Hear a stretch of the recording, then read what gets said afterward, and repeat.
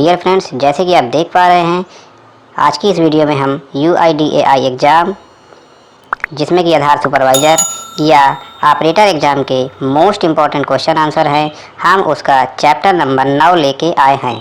तो इससे पहले के जो वीडियो हैं उसके लिंक हमने डिस्क्रिप्शन बॉक्स में प्रोवाइड करा दिया है। अगर आप उस वीडियो को देखना चाहते हैं तो डिस्क्रिप्शन बॉक्स में जाके देख सकते हैं। तो फ्रेंड्स, हम यहाँ आपका UIDAI एग्ज़ाम के मोस्ट इम्पॉर्टेंट क्वेश्चन आंसर कराने वाले हैं। अगर आप भी आधार सेंटर खोलना चाहते हैं तो आप इस वीडियो को स्किप बिल्कुल भी ना करें। तो फ्रेंड्स, वीडियो को शुरू करने से पहले अगर आप नए हैं तो चैनल को सब्सक्राइब ज़रूर कर लें ताकि आपको आने वाली नई अपडेट की जानकारी मिलती रहे। तो चलिए दोस्त, शुरू करते हैं।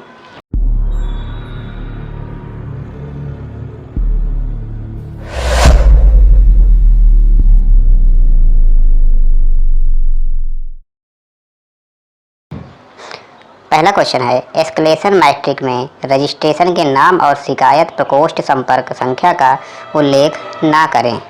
ये क्वेश्चन सच या झूठ में पूछ रहा है। तो इस क्वेश्चन का आंसर क्या होगा? इस क्वेश्चन का आंसर होगा सच, यानी एस्केलेशन मैट्रिक्स में रजिस्टर के नाम और शिकायत प्रकोष्ठ संपर्क संख्या का उल्लेख नहीं किया जाता है। अगला क्वेश्चन है, एस्केलेशन मैट्रिक्स में नामांकन एजेंसी के नाम और कोई संख्या का उल्लेख किया जाना चाहिए। तो ये भी क्वेश्चन क्या सही है कि गलत है, यही पूछ रहा है। तो क्वेश्चन सच है कि झूठ है? तो ये क्वेश्चन क्या है? क्वेश्चन सच है। अगला क्वेश्चन है यहाँ पर कुछ मदें दी गई हैं। एस्केलेशन मैट्रिक्स में कौन सा विवरण जाएगा? नंबर 1 कह रहा है केंद्र पता, नंबर 2 EA नाम और कोड, नंबर 3 सब्सक्राइबर नाम और संपर्क संख्या, नंबर 4 UIDAI अधिकारी का नाम और संपर्क संख्या। तो इस क्वेश्चन में कौन सा सही है? इसके लिए ऑप्शन है। ऑप्शन ए है, ए में है 1 और 3, B 1 और 4, ऑप्शन C 1 और 3 और 4, ऑप्शन D 1 और 2। तो कौन सा ऑप्शन सही है इस क्वेश्चन के आधार पे? 4 विकल्प दिए हुए हैं, 4 में से हमारा सही कौन सा है? सही आंसर कौन सा है? सही आंसर है ऑप्शन नंबर D 1 और 2, यानी EA नाम और कोड और केंद्र का पता दिया जाता है। अगला क्वेश्चन है, यहाँ पर कुछ मदें दी गई हैं। कौन सी मदें दी गई हैं?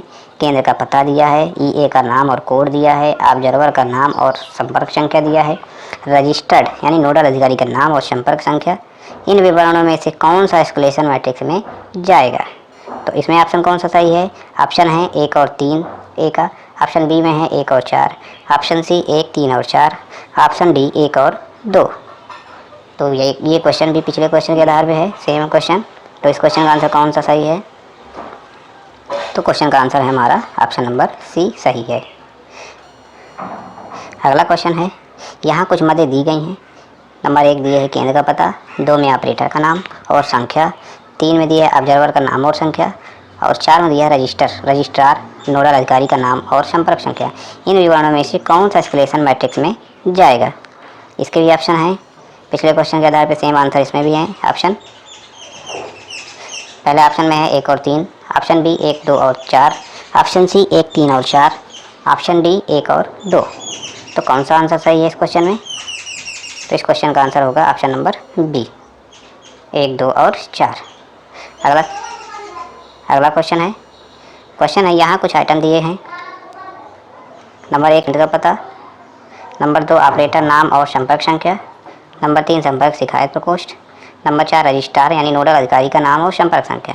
इन विवरणों में से कौन सा एस्केलेशन मैट्रिक्स में जाएगा? ऑप्शन ए में है 1 और 2, ऑप्शन बी 1, 2 और 4, ऑप्शन सी है 1, 3 और 4, ऑप्शन डी 1, 2, 3 और 4। तो क्वेश्चन का सही आंसर कौन सा है? तो क्वेश्चन का सही आंसर है ऑप्शन नंबर डी। हाँ, तो अगला क्वेश्चन है, यहाँ कुछ कथन दिए जा रहे हैं, आपको सही कथन की पहचान करनी है।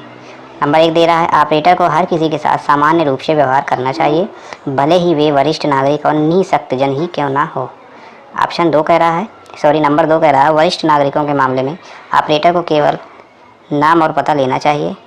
नंबर 3 कह रहा है यदि बायोमेट्रिक डिवाइस वरिष्ठ नागरिकों की बायोमेट्रिक का पता लगाने में असमर्थ हो तो ऑपरेटर को पते का प्रमाण लेना चाहिए। आप नंबर 4 कह रहा है ऑपरेटर को अपवाद फोटोग्राफ एकत्र करने के लिए स्पष्ट रूप से अपवाद का चित्रण करना चाहिए। तो इसके ऑप्शन हैं, ऑप्शन ए में है 1 और 2, ऑप्शन 3 में बी में है 1 और 3, ऑप्शन सी 1 और 4, ऑप्शन डी 1। तो क्वेश्चन का आंसर कौन सा सही है? इस क्वेश्चन में आंसर है हमारा ऑप्शन नंबर डी। अगला क्वेश्चन है यहाँ कुछ कथन दिए जा रहे हैं, आपको सही कथन की पहचान करना चाहिए। नंबर 1 कह रहा है यदि बायोमेट्रिक डिवाइस वरिष्ठ नागरिकों का बायोमेट्रिक्स पता लगाने में असमर्थ हो तो ऑपरेटर फोर्स कैप्चर विकल्प से कोशिश कर सकता है। नंबर 2 कह रहा है वरिष्ठ नागरिकों के मामले में ऑपरेटर को उन्हें प्राथमिकता देने का प्रयास करना चाहिए। नंबर 3 कह रहा है यदि बायोमेट्रिक डिवाइस वरिष्ठ नागरिकों की बायोमेट्रिक्स का पता लगाने में असमर्थ हो तो डिवाइस का प्रयोग केवल फ़ोटो लेने के लिए करना चाहिए। नंबर 4 कह रहा है ऑपरेटर को हर किसी के साथ समान व्यवहार करना चाहिए, फिर चाहे वह वरिष्ठ नागरिक हो और वह निःशक्तजन। तो इसके ऑप्शन हैं, ऑप्शन कौन से हैं? ऑप्शन ए में है 1 और 2, बी में है 2 और 3, ऑप्शन सी में है 4, ऑप्शन डी में है 1। तो क्वेश्चन का सही आंसर क्या होगा? तो ऑपरेटर को कैसा व्यवहार करना चाहिए आपने पढ़ा, तो उस हिसाब से आंसर भी होगा। तो कौन सा आंसर होगा? ऑप्शन नंबर हमारा ए सही होगा।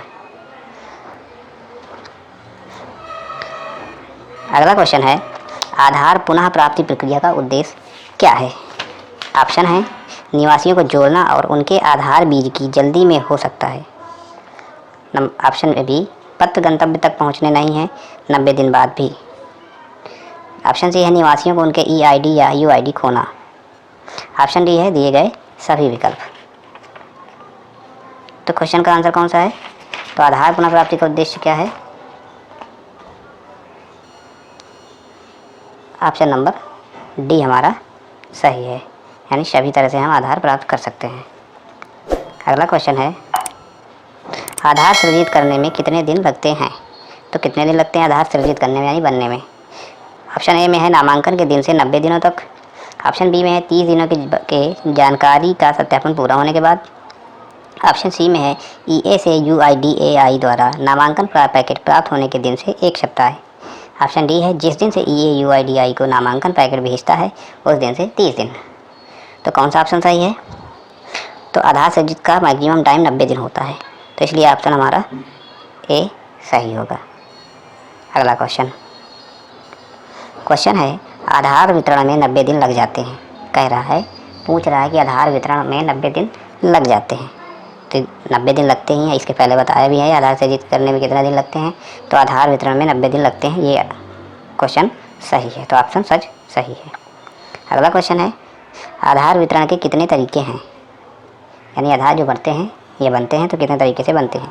ऑप्शन है DHL सेवा और ईमेल के माध्यम से, ऑप्शन बी पोर्टल के माध्यम से डाउनलोड पंजीकृत मोबाइल संख्या का उपयोग कर, यानी वेब पोर्टल से भी डाउनलोड कर सकते हैं। ऑप्शन सी में कह रहा है भारतीय डाक सेवा के माध्यम से, यानी डाक के माध्यम से भी है। ऑप्शन बी कह रहा है दोनों 2 और 3, यानी दोनों 2 और 3, यानी डाक से भी आता है और ऑनलाइन भी आ सकता है। तो इस क्वेश्चन का आंसर क्या है? ऑप्शन हमारा इस क्वेश्चन का डी सही होना चाहिए।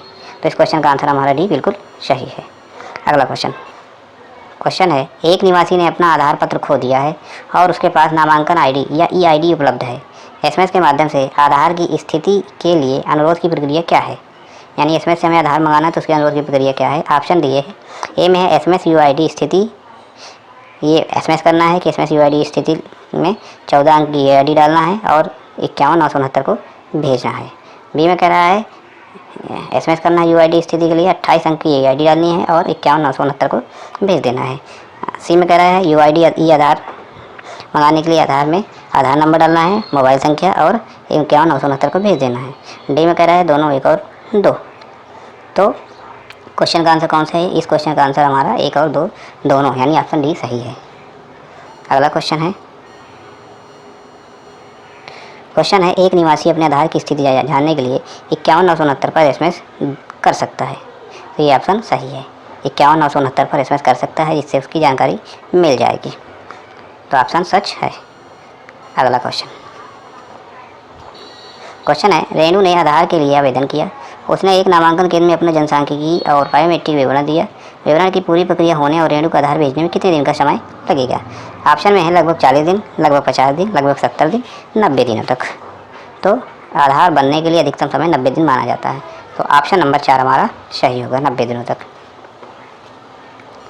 अगला क्वेश्चन है, राधा 10वीं कक्षा की छात्रा है। वह सरकारी छात्रवृत्ति कार्यक्रम का लाभ लेना चाहती है। वह अपने आधार को योजना से लिंक कराने के लिए जल्दबाजी कर रही है, जिससे कि वह अपनी पढ़ाई जारी रख सकती है। इस तरह के मामले में क्या किया जाना चाहिए? ऑप्शन है राधा से कहें कि वह धैर्य रखे और प्रक्रिया पूर्ण होने तक प्रतीक्षा करे। ऑप्शन बी कह रहा है उसके आधार का स्टेटस प्राप्त करने के लिए UID पुनः प्राप्ति प्रक्रिया का प्रयोग करें। ऑप्शन सी कह रहा है इस स्थिति में राधा की मदद करने के लिए कुछ नहीं किया जा सकता। ऑप्शन डी राधा की एक नया आधार जारी करें। तो क्वेश्चन का आंसर क्या है? तो क्वेश्चन का आंसर हमारा ऑप्शन बी सही होगा, UID पुनः प्राप्ति की प्रक्रिया का प्रयोग करना चाहिए।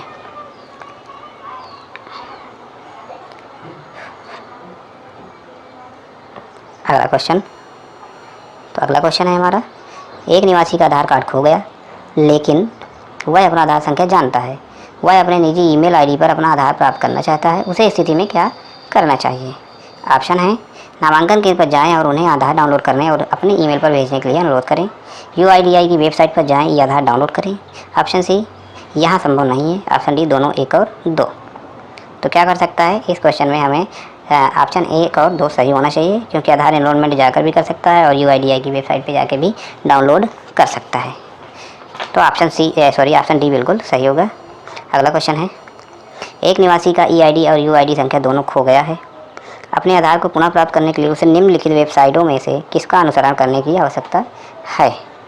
तो ऑप्शन है ए में कह रहा है, ऑप्शन है वेबसाइट दिए हुए हैं https://resident.uidai.net.in या find/uid/eid। Option B https://resident.uidi.net.in web/resident/get/aadhar/number।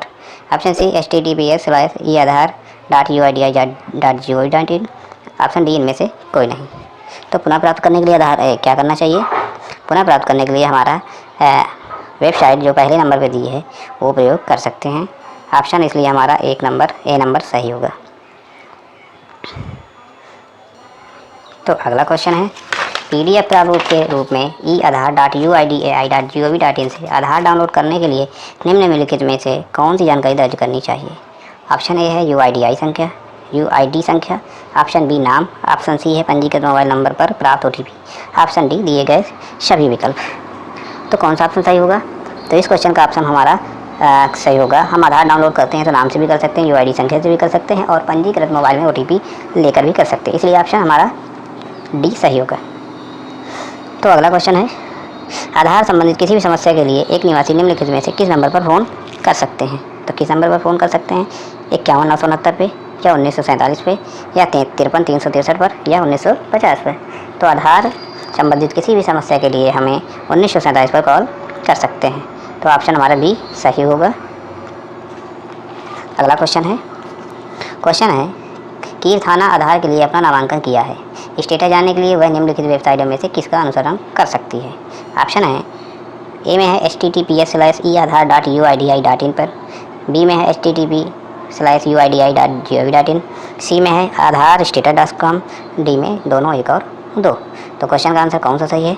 तो ये ऑप्शन नंबर हमारा 4 सही होगा, 1 और 2 दोनों के लिए।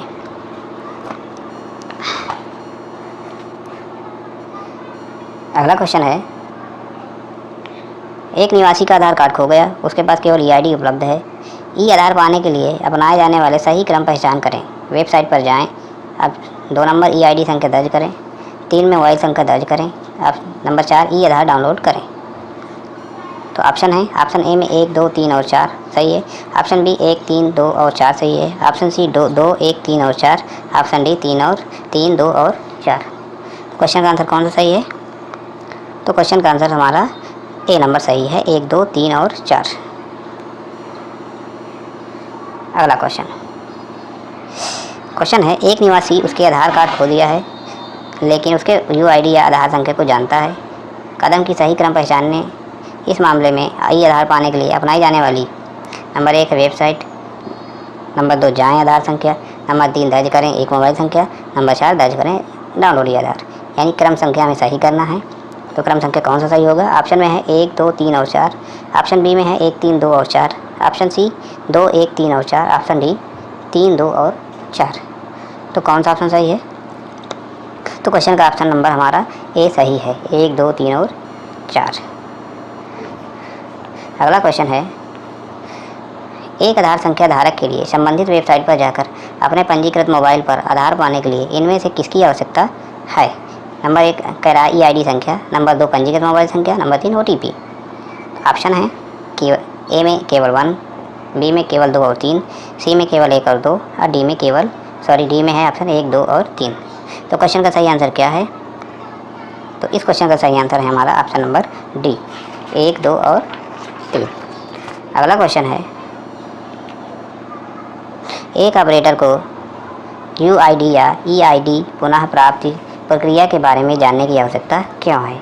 ऑप्शन है, एक निवासी का पहली बार आधार सृजन करने के लिए, ऑप्शन बी है सिस्टम, ऑप्शन सी आधार संख्या खो जाने के मामले में निवासी को आधार सृजन करने के लिए, ऑप्शन डी है डेटा कैप्चर करते समय निम्नलिखित समय त्रुटियों को कम करना। तो ईआईडी पुनः प्राप्त करने के लिए क्या आवश्यकता है? तो कौन सा ऑप्शन सही है? तो ऑप्शन हमारा सही है सी नंबर, आधार संख्या खो जाने के मामले में निवासी को आधार सृजन करने के लिए। यानी आधार संख्या खो जाएगा तो उसका दोबारा हम आधार सृजन करेंगे, तभी हमारा आधार नंबर निकलेगा। अगला क्वेश्चन, जब पत्र 90 दिनों की समाप्ति के बाद भी गंतव्य तक नहीं पहुंचता तब पुनः प्राप्ति की आवश्यकता हो सकती है। यानी जब 90 दिन के बाद भी आधार नहीं पहुंचता तब क्या होता है? पुनः प्राप्ति की आवश्यकता हो सकती है कि नहीं हो सकती? हो सकती है, ऑप्शन हमारा सही है। जब नहीं आएगा तो हमें पुनः प्राप्त करना ही पड़ेगा। अगला क्वेश्चन है, यदि आधार संख्या धारक ने अपनी नामांकन आईडी या विशिष्ट आईडी खो दी है तो पुनः प्राप्ति की आवश्यकता हो सकती है? बिल्कुल हो सकती है, ज़रूरत पड़ेगी ही, क्योंकि जब आधार संख्या खो जाएगा तो आधार निकलेगा ना, इसलिए उसको पुनः प्राप्ति की आवश्यकता हो सकती है। अगला क्वेश्चन, एक आधार संख्या धारक एक स्थायी नामांकन केंद्र से मुद्रित ई आधार भी ले सकता है।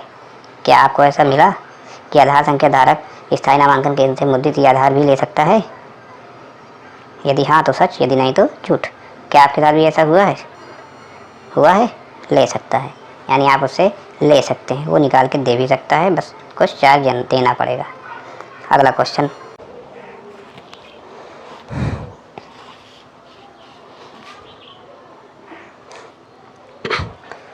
तो क्वेश्चन है, यूआईडी पुनः प्राप्ति प्रक्रिया निम्नलिखित में से किस मामले में मददगार है?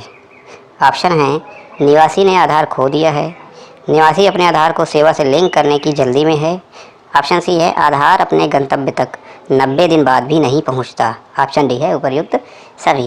यानी यूआईडी पुनः प्राप्त करने के लिए कौन सी प्रक्रिया होती है? आधार हमें प्राप्त करना है तो क्या करना चाहिए? तो इसमें हमें क्या करना चाहिए? चारों ऑप्शन हमारे सही हैं, ये चारों ऑप्शन हम यूज कर सकते हैं। अगला क्वेश्चन है, पीईसी का विस्तृत रूप क्या है? तो पीईसी का विस्तृत रूप क्या है? ऑप्शन ए है पूर्व नामांकन कार्ड, ऑप्शन बी स्थायी नामांकन कार्ड, ऑप्शन सी पूर्व नामांकन केंद्र, ऑप्शन डी सार्वजनिक नामांकन केंद्र। तो ऑप्शन बी हमारा सही है, यानी स्थायी नामांकन केंद्र पीईसी का फुल फॉर्म होता है। अगला क्वेश्चन है टोल फ्री संख्या क्या है जिसके द्वारा एक आधार संख्या धारक ग्राहक सेवा अधिकारी को कॉल करके कुछ सुरक्षा सवालों के जवाब देकर अपना आधार पा सकता है? यानी आधार नंबर पाने के लिए टोल फ्री नंबर कौन सा होता है? ऑप्शन ए है 1947, ऑप्शन बी है 1950, ऑप्शन सी 1974, ऑप्शन डी 1984। तो ऑप्शन कौन सा सही है इसमें? 1947 पे हम कॉल करके अपना आधार नंबर या आधार संबंधी जानकारी ले सकते हैं। नेक्स्ट क्वेश्चन है, नामांकन एजेंसी को उनके अधीन काम करने वाले संचालकों की आईडी के कई सेट के लिए एक पासवर्ड का उपयोग करना चाहिए। ये ऑप्शन हमें हाँ या नहीं में देना है। तो क्या ऑप्शन ये सही है कि नहीं है, ऐसा पूछ रहा है। तो ये ऑप्शन गलत है, यानी पासवर्ड का उपयोग नहीं करना चाहिए। ऑप्शन बी हमारा सही है। अगला क्वेश्चन है, नामांकन एजेंसी को ऑपरेटर से या पर्यवेक्षकों के बायोमेट्रिक्स के उनके ऑनलाइन बोर्डिंग के दौरान कैप्चर करने से बचना चाहिए। तो क्या ये कैप्चर करने से बचना चाहिए या नहीं? हाँ या नहीं में आंसर देना है, तो हमें कैप्चर करने से बचना चाहिए। ऑप्शन हमारा सही है, यानी हाँ। अगला क्वेश्चन है जहाँ निवासी ने कोई भी डेटा उपलब्ध नहीं कराया हो वहाँ नामांकन कर्मचारी को एन या ए दर्ज करना चाहिए। यानी जिस ऑप्शन में निवासी कोई डेटा दर्ज नहीं कराता है वहाँ एन या ए दर्ज करना चाहिए, कह रहा है। हाँ या नहीं में पूछ रहा है, यानी सच या झूठ में पूछ रहा है। तो सच है कि झूठ, ये ऑप्शन झूठ है, नहीं करना चाहिए। अगला क्वेश्चन है अस्वीकरण से बचने के लिए नए सिरे से किसी भी नामांकन को करने से पूर्व आधार सुविधा की सक्रियता का पता लगाने के लिए, यहाँ पे ब्लैंक स्थान है, को अग्र सक्रियता का उपयोग करने की आवश्यकता होती है। तो यहाँ पे कौन सा ऑप्शन भरा जाएगा? ऑप्शन है ऑपरेटर्स या पर्यवेक्षक, option B subscriber, option C परिचयकर्ता, ऑप्शन डी रजिस्ट्रार। तो यहाँ पे किसको लगाने के लिए किसको अग्र सक्रियता का उपयोग करने की आवश्यकता होती है? ऑपरेटर्स या पर्यवेक्षक को। तो ऑप्शन हमारा कौन सा सही होगा? ऑप्शन हमारा ए नंबर सही होगा। ये ऑप्शन हमारा सही सेट होगा। अगला ऑप्शन है नामांकन या अद्यतन के दौरान नामांकन कर्मचारी को मोबाइल संख्या, फिर यहाँ पे ब्लैंक स्थान है, को साझा करना सुनिश्चित करना चाहिए। तो यहाँ पे कौन सा ऑप्शन सही सेट होगा? ऑप्शन है रजिस्ट्रार, परिचयकर्ता, निवासी, सब्सक्राइबर। तो यहाँ पे कौन सा ऑप्शन सेट होना चाहिए? तो मोबाइल संख्या किसको साझा करना सुनिश्चित करना चाहिए? तो मोबाइल संख्या निवासी को साझा करना सुनिश्चित करना चाहिए। तो ऑप्शन हमारा सी नंबर सही है। अगला क्वेश्चन है बायोमेट्रिक अपवाद और उंगली के निशान सही नहीं पाए जाने पर नामांकन कर्मचारी द्वारा किसी भी निवासी को नामांकन करने से इनकार कर देना चाहिए। तो कर देना चाहिए, यानी बायोमेट्रिक अपवाद और उंगली के निशान सही नहीं पाए जाने पर नामांकन कर्मचारी द्वारा किसी भी निवासी को नामांकित करने से इनकार कर देना चाहिए। यानी जब कोई इनरोलमेंट करवाने आता है तो उसका यदि फिंगर नहीं लगता है तो क्या वो उसको इनकार कर देना चाहिए कि नहीं करना चाहिए? ये ऑप्शन सच या झूठ में पूछ रहा है। तो क्या करना चाहिए? इनकार नहीं करना चाहिए, ऑप्शन झूठ है। अगला क्वेश्चन है नामांकन कर्मचारी को निवासी से नवीन नामांकन के लिए किसी भी प्रकार के भुगतान के लिए नहीं कहना चाहिए। यानी जब हम नामांकन करते हैं या ऑपरेटर नामांकन करता है तो उसको निवासी से कोई भी पैसा लेने की बात नहीं कहनी चाहिए। तो ये ऑप्शन बिल्कुल सच है। अगला क्वेश्चन है निवासी के पूर्व नामांकन की स्थिति जांचने के बिना नामांकन कर्मचारी को निवासी का पुनः नामांकन नहीं करना चाहिए। ये भी ऑप्शन सच या झूठ में पूछ रहा है कि निवासी के पूर्व नामांकन की स्थिति जानने के बिना नामांकन कर्मचारी को निवासी का पुनः नामांकन नहीं करना चाहिए। यानी निवासी से पूछना चाहिए ऑपरेटर को कि क्या उसने पूर्व नामांकन करवाया है या नहीं करवाया, यदि करवाया है तो उसकी स्थिति क्या रही है। तो ये ऑप्शन सही होगा। तो ऑप्शन क्या है? सही है।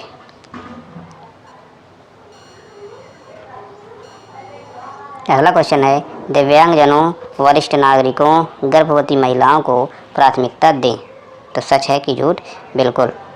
तो दिव्यांगजन या वरिष्ठ नागरिकों या गर्भवती महिलाओं को प्राथमिकता देनी चाहिए। ऑप्शन हमारा सच होगा।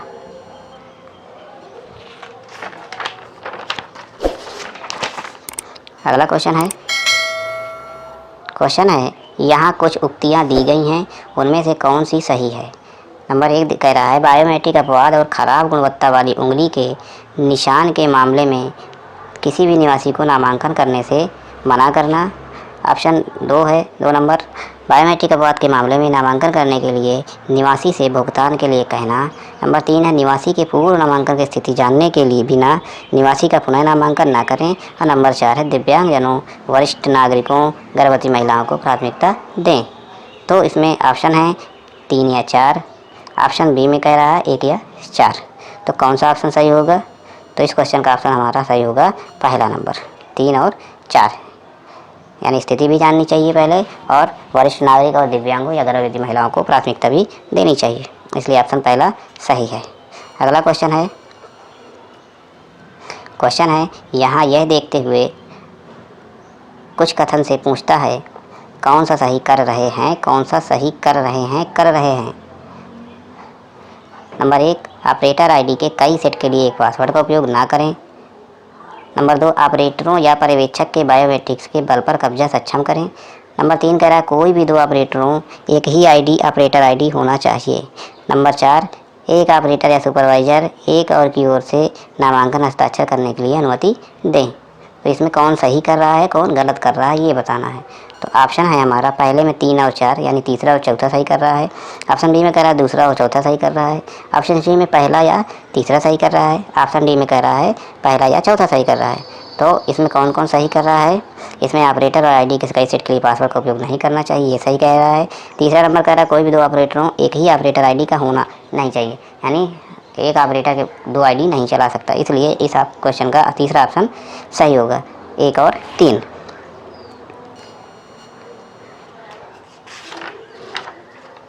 अगला क्वेश्चन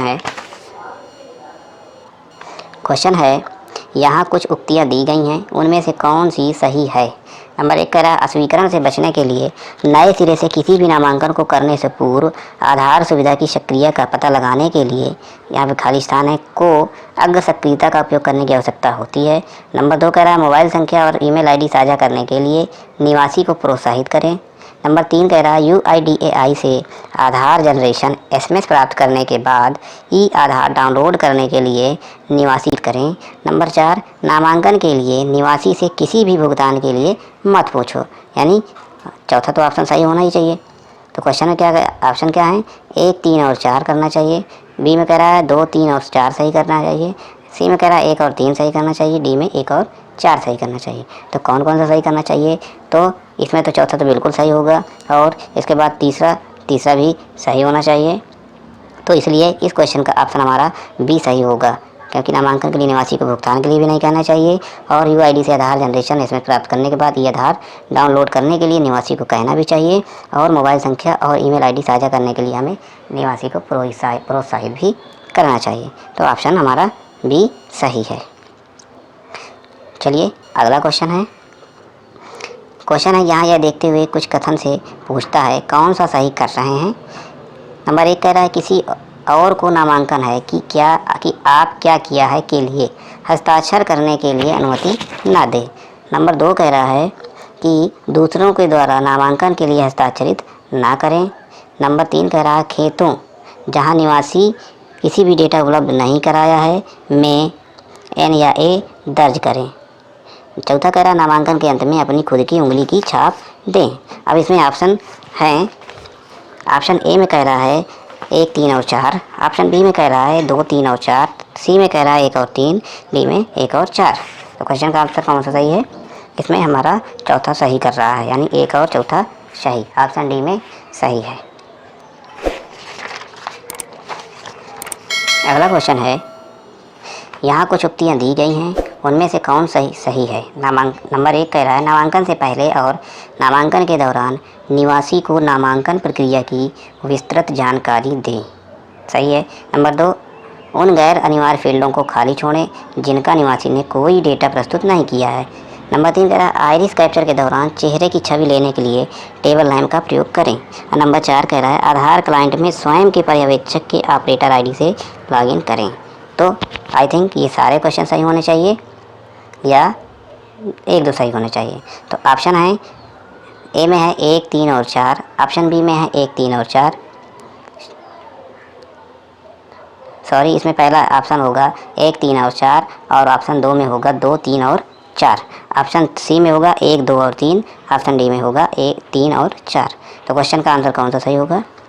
तो इसमें हमारा ऑप्शन नंबर बी 2, 3 और 4 सही होगा। बी नंबर में जो टाइप किया हुआ है गलत हो गया है, यहाँ पे ऑप्शन 2, 3 और 4 होंगे, इसलिए ऑप्शन बी 2, 3 और 4 सही होगा।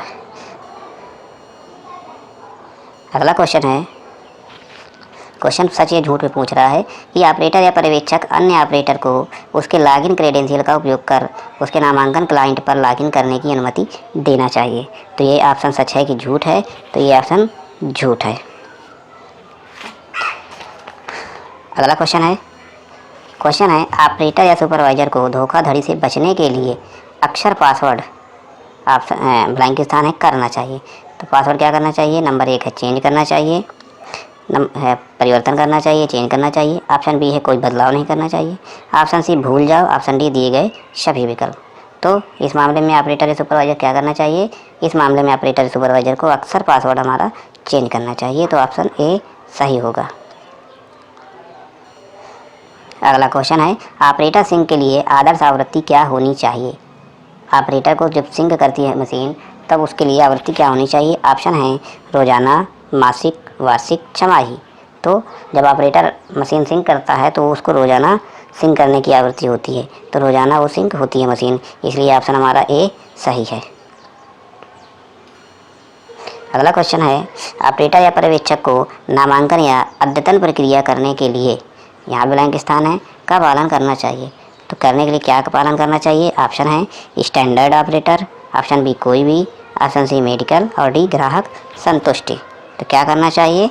अद्यतन या नामांकन प्रक्रिया करने के लिए स्टैंडर्ड ऑपरेटर का पालन करना चाहिए। ऑप्शन हमारा ए सही है। अगला क्वेश्चन है, निवासी द्वारा प्रदान किया गया कोई भी दस्तावेज पहचान के प्रमाण और निवास के प्रमाण के रूप में मान्य हो सकता है। ऑप्शन है ए में है हाँ, बी में है नहीं। तो हाँ या नहीं में ऑप्शन देना, आंसर देना है।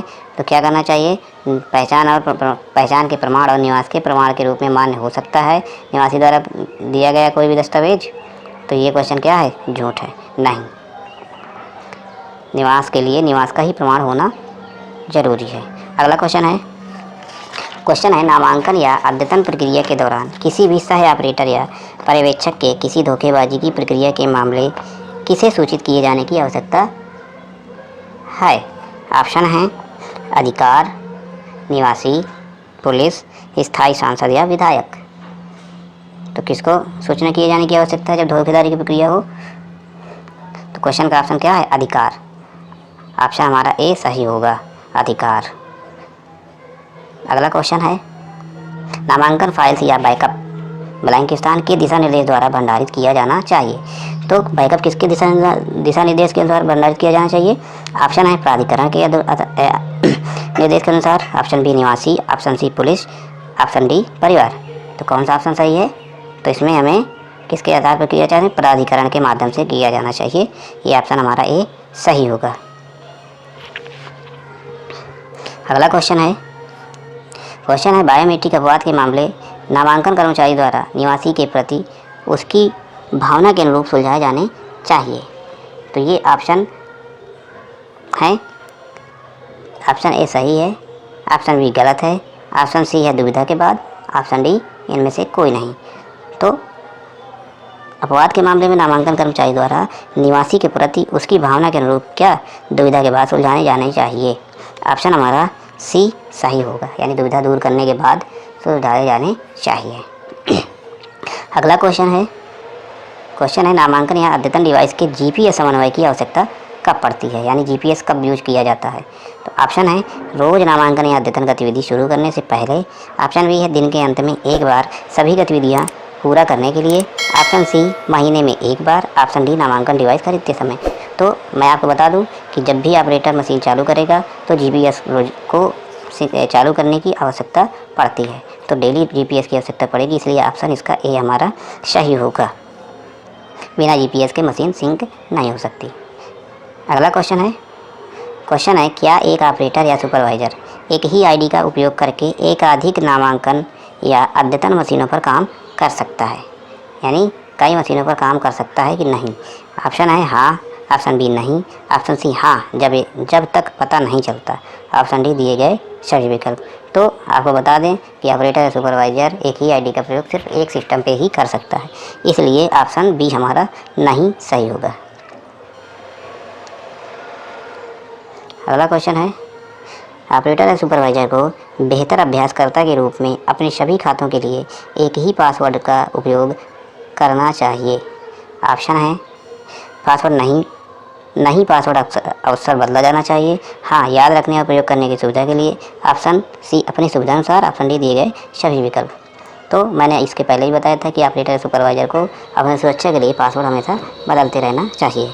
तो लेकिन इसमें क्या कह रहा है कि अपने खातों के लिए एक ही पासवर्ड का उपयोग करना चाहिए, तो नहीं पासवर्ड अक्सर बदलना चाहिए। तो हमने बताया भी है कि पासवर्ड अक्सर बदलते रहना चाहिए। अगला क्वेश्चन है, धोखाधड़ी के बिना धोखाधड़ी के किसी भी मामले में ऑपरेटर या पर्यवेक्षक से, तो ऑप्शन क्या है, नहीं। धोखाधड़ी की सूचना प्राधिकरण को देनी चाहिए। ऑप्शन बी है हाँ, धोखाधड़ी से नामांकन या अद्यतन पूरा किया जाना चाहिए।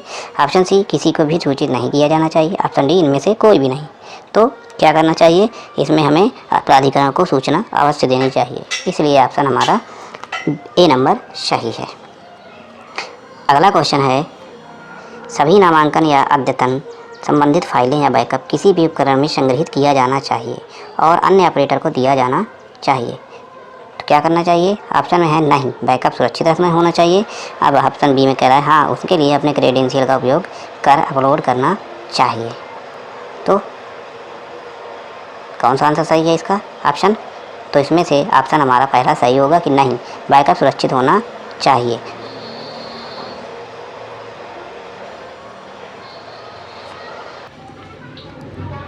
तो क्वेश्चन है, जीपीएस सिंक पूरा करने के नामांकन करने के लिए उपकरण किसी अन्य जगह पर ले जाया जा सकता है। ये जीपीएस के बारे में कहा गया है कि जब जीपीएस सिंक पूरा हो जाता है तो नामांकन करने के लिए उपकरण किसी भी जगह ले जाया जा सकता है। तो इस क्वेश्चन का आंसर हाँ या नहीं में देना है। तो ले जाया जा सकता है कि नहीं जाया जा सकता है, ऑप्शन है नहीं, हाँ, प्रति उसकी या उसके अस्वस्थता के रूप में दिए गए सभी विकल्प। तो आपको पता होना चाहिए कि जब आधार बनाते हैं तो जीपीएस सिंक करने के बाद मशीन को हम कहीं नहीं ले जा सकते, जहाँ पे हमारी जीपीएस लगी होगी वहीं पे हमें कार्य करना होता है। अगला क्वेश्चन है अपने नामांकन के लिए निवासी द्वारा अपने रिश्तेदार के फिंगर जोड़ने के निवासी के अनुरोध करने के मामले में क्या यह अनुमति दी जानी चाहिए। तो ऑप्शन हाँ या नहीं में है। तो क्या होना चाहिए, तो अनुरोध के मामले में क्या अनुमति दी जानी चाहिए, अनुमति इसमें नहीं दी जानी चाहिए। अगला क्वेश्चन है, उंगली के निशान लेने से बचने के लिए किसी भी निवासी का बायोमेट्रिक अपवाद के रूप में नामांकन किया जा सकता है। तो ऐसा तो कभी होता नहीं है कि बिना उंगली लिए नामांकन किया जा सके, इसलिए इस क्वेश्चन का ऑप्शन क्या होगा, ए नहीं होगा। और भी ऑप्शन है लेकिन इस क्वेश्चन का आंसर नहीं होगा। अगला क्वेश्चन है, नामांकन या अद्यतन क्लाइंट में छेड़छाड़ की जा सकती है अगर यह ठीक प्रकार से काम ना कर रहा हो या कोई त्रुटि दिखा रहा है। यानी जब मशीन कोई गड़बड़ कर रही हो, नामांकन क्लाइंट जो होता है ईसीए, उसको हम ठीक कर सकते हैं, नहीं कर सकते। तो हम इसको अपनी प्रकार से ठीक नहीं कर सकते हैं। ऑप्शन ए में हाँ, ऑप्शन बी में नहीं है। तो ये हमें ठीक करवाना पड़ता है, इसके लिए ऊपर से मशीन रजिस्टर या डी रजिस्टर जो भी प्रोसेस होता है वो होता है, इसलिए ऑप्शन इसका हमारा बी नहीं होगा। अगला क्वेश्चन है, किसी भी निवासी का नामांकन करते समय फ़ोटो ली जा सकती है। तो क्या ये क्वेश्चन सही है या नहीं है, यानी नहीं या हाँ में उत्तर देना है कि निवासी का नामांकन करते समय फ़ोटो ली जा सकती है। कभी ऐसा नहीं होता है, लाइव फ़ोटो ही हमेशा ली जाती है, इसलिए इस क्वेश्चन का आंसर ए सही है, नहीं होगा। अगला क्वेश्चन है, आधार अद्यतन के समय निवासी के फ़ोटो के स्थान पर क्या नहीं लिया जाना चाहिए। क्या नहीं लिया जाना चाहिए, ऑप्शन है फ़ोटो की फ़ोटो, ऑप्शन बी देवताओं की फ़ोटो, ऑप्शन सी पशु की फ़ोटो, ऑप्शन डी दिए गए सभी विकल्प। तो क्या नहीं लेनी चाहिए, इनमें से कोई नहीं ली जानी चाहिए। फ़ोटो की फ़ोटो भी नहीं ली जानी चाहिए, देवताओं की फ़ोटो नहीं ली जानी चाहिए, पशु की फ़ोटो नहीं ली जानी चाहिए। ऑप्शन डी हमारा सही है। अगला क्वेश्चन है, निवासी का डाटा दर्ज करते समय कौन सी भाषा का इस्तेमाल किया जाना चाहिए। कौन सी भाषा का इस्तेमाल किया जाना चाहिए, अभद्र भाषा का प्रयोग किया जाना चाहिए, या अंग्रेजी भाषा का प्रयोग करते हैं, या हिंदी भाषा का, या दिए गए सभी विकल्प। तो निवासी डाटा दर्ज करते समय अभद्र भाषा का इस्तेमाल नहीं किया जाना चाहिए, ऑप्शन ए हमारा सही है। अगला क्वेश्चन है, इनमें से किस गतिविधि के आधार के लिए ऑपरेटर या पर्यवेक्षक के खिलाफ सख्त कार्रवाई की जाएगी। तो किस गतिविधि के खिलाफ की जाएगी, ऑप्शन है फ़ोटो की फ़ोटो या जानवर की फ़ोटो लेने के लिए, अभद्र भाषा का प्रयोग, इनमें से कोई भी नहीं, दोनों, एक और दो। तो ये कौन सी गतिविधि अगर हो जाएगी तो ऑपरेटर के खिलाफ कार्रवाई की जाएगी। तो इस क्वेश्चन में दो ऑप्शन सही हैं, एक और दो, इसलिए ऑप्शन डी हमारा सही होगा, दोनों, एक और दो। अगला क्वेश्चन है, 5 साल से अधिक आयु का कोई भी निवासी उंगली के निशान लेने से बचने के लिए बालक रूप में नामांकन करवा सकता है।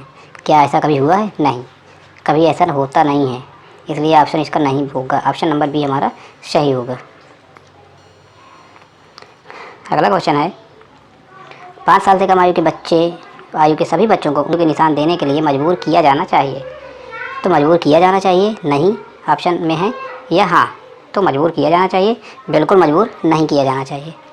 उंगली अपनी स्वेच्छा के आधार पर ही रखना चाहिए, इसलिए ऑप्शन हमारा ए सही है।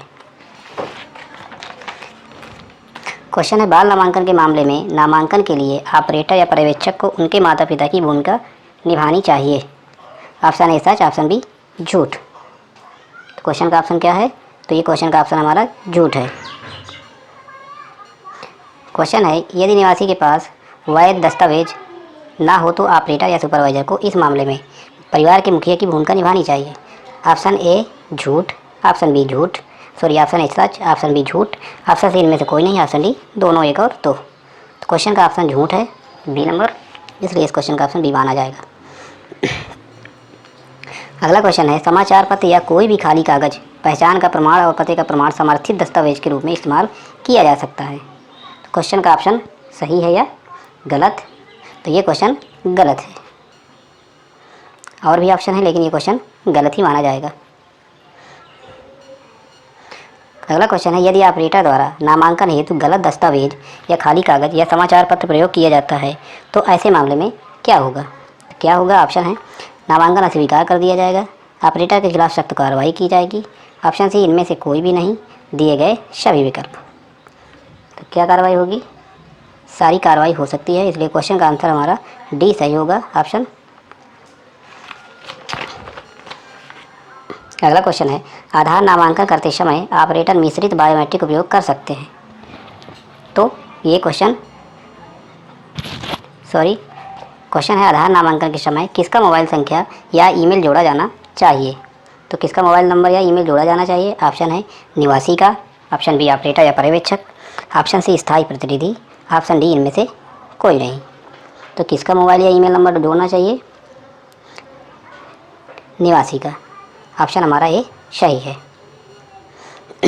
अगला क्वेश्चन है, आधार नामांकन करते समय ऑपरेटर मिश्रित बायोमेट्रिक उपयोग कर सकता है। ये क्वेश्चन सच या झूठ में है। तो मिश्रित बायोमेट्रिक कभी उपयोग नहीं की जाती है, ये जुर्म है, इसलिए ऑप्शन बी हमारा सही है। अगला क्वेश्चन है, ऑपरेटर या पर्यवेक्षक निवासी से पैसे लेकर नामांकन क्लाइंट में कोई भी जानकारी लिख सकते हैं। ये क्वेश्चन हाँ या नहीं में देना है। तो निवासी से पैसे लेकर नामांकन क्लाइंट में कोई भी जानकारी लिख सकते हैं? नहीं लिख सकते, इसलिए क्वेश्चन का ऑप्शन ए सही है।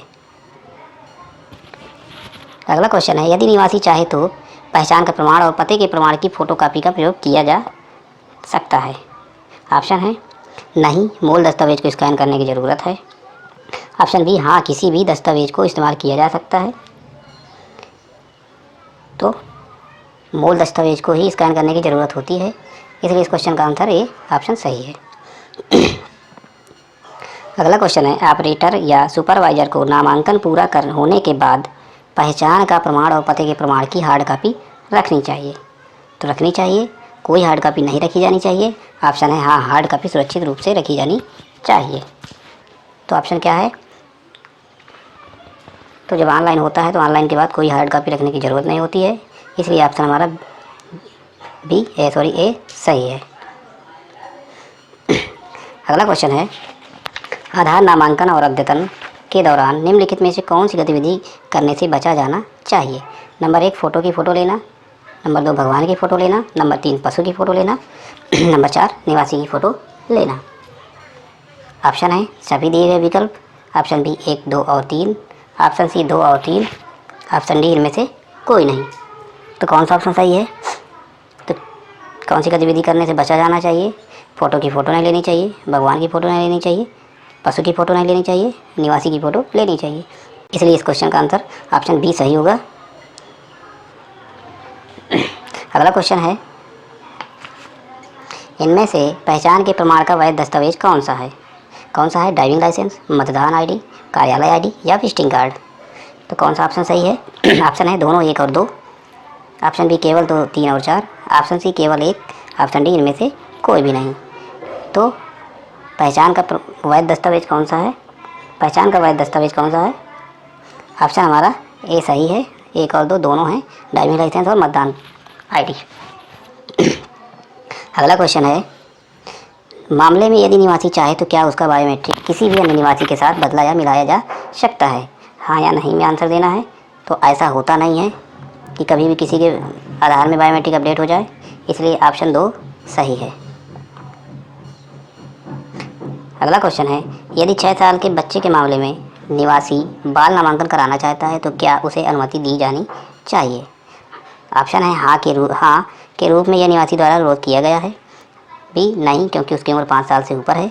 सी में है दोनों विकल्प सही नहीं है। तो 6 साल के बच्चे का बाल नामांकन आधार नहीं होता है, बाल नामांकन नहीं होता है। तो क्वेश्चन का आंसर क्या है? क्वेश्चन का आंसर है बी नहीं, क्योंकि उसकी उम्र 5 साल से ऊपर है, इसलिए बाल आधार उसका नहीं बनेगा। बाल आधार के लिए नामांकन नहीं हो सकता। अगला क्वेश्चन है, निवासी के अनुरोध करने पर क्या ऑपरेटर या सुपरवाइज़र निवासी की वास्तविक फ़ोटो की बजाय फ़ोटो की फ़ोटो ले सकते हैं? इसके पहले ही बताया है कि ऑपरेटर या सुपरवाइज़र को फ़ोटो लेना जुर्म है। अगर ऐसा करता पाया जाएगा तो उसके खिलाफ कानूनी कार्रवाई व उसको जुर्माना भी लग सकता है। इसलिए इस क्वेश्चन का ऑप्शन बी हमारा नहीं सही होगा। अगला क्वेश्चन है, ऑपरेटर द्वारा पहचान का प्रमाण और निवास का प्रमाण की स्कैन प्रतियां एक अलग फोल्डर में रखी जा सकती हैं? ऑप्शन इसमें हाँ या नहीं में पूछता है।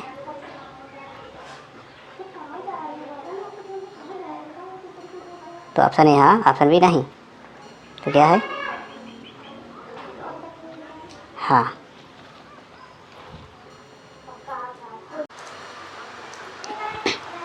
आवश्यकता पड़ने पर खाली पेपर को पहचान का प्रमाण और निवास का दस्तावेज के रूप में इस्तेमाल किया जा सकता है। ये क्वेश्चन सच है कि झूठ? यानी कभी जब आवश्यकता पड़ जाए तो पहचान के प्रमाण को निवास के प्रमाण के रूप में इस्तेमाल किया जा सकता है। ये ऑप्शन पूछ रहा है सच या झूठ में। तो अभी ऐसा नहीं होता कि आधार पहचान के प्रमाण में निवास का प्रमाण लगा दिया जाए तो आधार अपडेट हो जाए, ऐसा नहीं होता। इसलिए जिस चीज़ का पूछा जाता है वही डॉक्यूमेंट्स अपडेट होता है। तो क्वेश्चन का ऑप्शन बी झूठ होगा। अगला क्वेश्चन है, यदि ऑपरेटर या पर्यवेक्षक फॉर्म में ऐसी कोई जानकारी दर्ज करता है जिसका फॉर्म में उल्लेख नहीं है तो ऐसे मामले में निवासी को सूचित नहीं करना चाहिए? क्वेश्चन मार्क है, सच या झूठ पूछ रहा है। यानी गलत जब जानकारी होती है तो कह रहा है कि निवासी को सूचित करना चाहिए कि नहीं करना चाहिए? तो निवासी को सूचित करना चाहिए।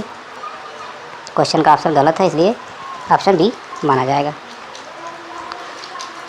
अगला क्वेश्चन है, नामांकन या अद्यतन का कार्य करने के लिए टेम्पर मशीन का उपयोग पैसे कमाने के लिए किया जा सकता है? तो क्वेश्चन सच है या झूठ? यानी टेम्पर मशीन का उपयोग किया जा सकता है कि नहीं? तो आधार नामांकन के लिए याद रखिए, टेम्पर मशीन बिल्कुल कभी भी यूज नहीं की जा सकती है। ये जुर्म है और जुर्माना भी लग सकता है, कानूनी कार्रवाई भी हो सकती है। इसलिए इस क्वेश्चन का ऑप्शन बी झूठ सही होगा।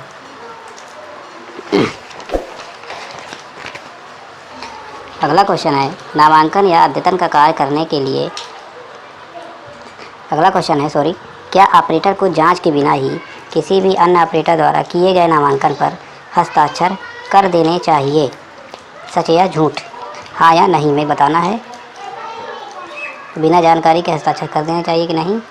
तो ये क्वेश्चन क्या है? क्वेश्चन गलत है, यानी ऑप्शन ए सही होगा, नहीं करना चाहिए। अगला क्वेश्चन है, क्या ऑपरेटर को नामांकन क्लाइंट में निवासी के मोबाइल नंबर की बजाय अपना नंबर लिखना चाहिए? सच है कि झूठ? तो ऑपरेटर को निवासी का ही नंबर डालना चाहिए, इसलिए ये क्वेश्चन क्या होगा? इसलिए ये क्वेश्चन झूठ है। तो दोस्तों, ये थे चैप्टर 9 के मोस्ट इम्पॉर्टेंट क्वेश्चन और उनके आंसर। आशा करता हूँ आपको अच्छे से समझ में आया होगा। अगर चैनल को सब्सक्राइब ना किया हो तो सब जरूर कर लीजिएगा और अपने सहयोगियों को शेयर कीजिए।